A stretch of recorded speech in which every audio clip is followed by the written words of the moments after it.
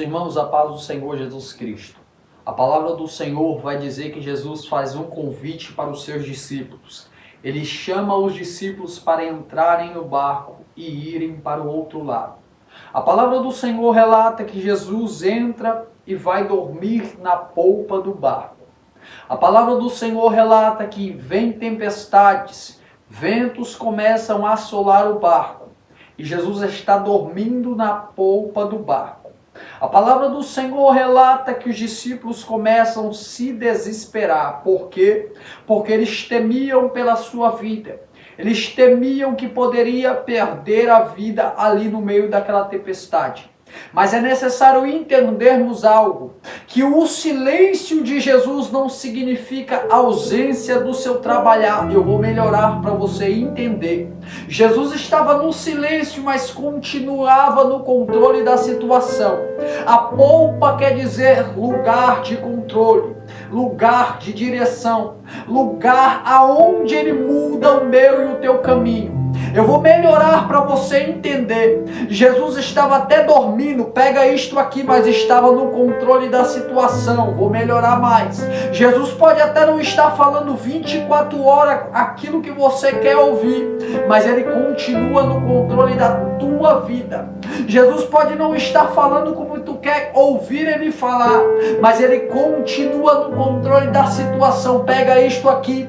Jesus prometeu para os discípulos: vamos para o outro lado. Jesus dizer que vamos chegar do outro lado não significa ausência de perseguição. Jesus dizer que você vai chegar aonde ele prometeu não significa ausência de perseguição. Jesus dizer que está contigo não significa que você vai estar ausente de levantes. Mas uma coisa ele prometeu para você: vamos chegar do outro lado. A palavra chegar do outro lado é garantia da promessa. Mesmo tendo perseguições, a promessa está de pé. Mesmo tendo calúnias, a promessa está de pé. Mesmo tendo perseguições, a promessa está de pé. A promessa não veio da boca do médico.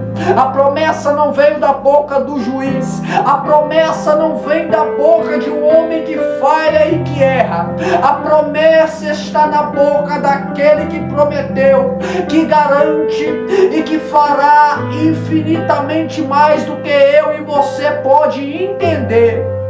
A palavra diz que ele estava dormindo, que ele estava em silêncio enquanto a tempestade assolava o barco. Mas ele estava em silêncio, mas continuava no controle. Ele estava em silêncio, mas continuava no controle. A perseguição estava até vindo, mas ele continuava no controle. A situação estava até difícil, mas continuava no controle. Pega isto aqui: o silêncio de Deus não significa que ele perdeu o controle da minha e da tua vida. Eu vou melhorar para você entender. Silêncio do Senhor não significa que ele nos abandonou. Ó Israel, 400 anos de exílio dentro do Egito, Deus ouve o teu sofrimento, Deus ouve a tua perseguição e ele faz o que? Envia Moisés. Vocês atravessam o mar, louvando, glorificando e exaltando. Mas quando chega no deserto, começa a murmuração, começa, meu irmão, a blasfemação, começa a murmurar e reclamar não só com Deus, mas com Moisés, dizendo: nos trouxeste para este deserto para nos matar. Pega isto aqui: o deserto significa processo, o deserto significa preparação. No deserto ele molda o meu e o teu caráter. No deserto ele vê o que está no meu e no teu coração. Pega isto aqui: o deserto ainda pode até doer, o deserto ainda pode fazer você chorar, mas no deserto tem provisão de dia e provisão de noite. No deserto tem nuvem de dia e coluna de noite. No deserto tem codornizes no céu de dia, mas também tem água da rocha para você beber. Entenda isto aqui: Deus não manda a gente ir para um local sem antes preparar a provisão provisão. Ele vai dizer para Elias: vai, porque eu já ordenei aos corvos para te alimentarem. Você não entendeu? Quando Deus te chama para poder fazer algo, pode ter certeza que lá na frente já tem o provedor e a provisão. Deus nunca manda eu e você fazer algo sem antes ter preparado um caminho para eu e você chegar. Entenda, a palavra do Senhor diz que João Batista nasce, ele vem batizando, ele vem proclamando um ano aceitável, mas João Batista não é o Salvador. João não é aquele que tira o pecado do mundo. E quem é? João aponta para o Cordeiro, dizendo: aí vem o Cordeiro que tira o pecado do mundo.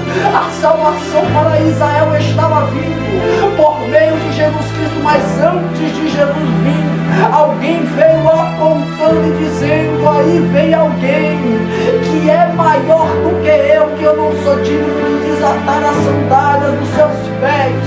Ele está com a pá para limpar a sua eira. Ele batizará com o Espírito Santo e com fogo. Ele trará, meu irmão, novamente aquilo que foi perdido, a aliança que foi quebrado, o projeto que o inimigo tentou destruir. Ele trará novamente.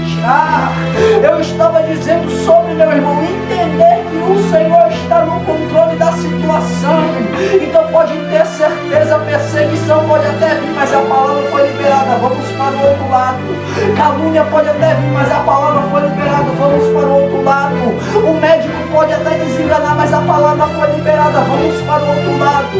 Alguém pode até não acreditar, mas a palavra foi liberada, vamos para o outro lado. Mas mestre, tem tempestade, mas mestre, tem perseguição, mas mestre, tem calúnia. Eu liberei a palavra dizendo: vamos para o outro lado. Não importa aquilo que alguém fala, não importa aquilo que alguém pensa, o que importa é a palavra que eu liberei ao teu respeito. O Senhor estava dizendo para os discípulos: a palavra foi liberada para vocês antes de eu entrar no barco. Eu entrei e fiquei em silêncio porque eu queria ver se a fé de vocês estava firmada em mim. Eu estava no barco de vocês e vocês estavam olhando para a tempestade. Sabe o que é isto? Pessoas que aceitaram Jesus entrar no barco delas, mas quando a calúnia veio, ela pensou em pular do barco. Pessoas que chamou Jesus para dentro da sua casa, e quando a perseguição veio, ela pensou em pular do barco. É o Senhor dizendo para você: fica com a palavra que eu liberei para você, fica com a promessa que eu liberei para você, fica com a provisão que eu liberei para você, porque eu continuo no controle da tua vida, no controle da tua existência, no controle do teu projeto, no controle dos teus sonhos, no controle do teu casamento, no controle dos teus filhos, e a tua casa não vai se perder, porque eu estou no controle, diz o Senhor dos Exércitos, para a tua vida.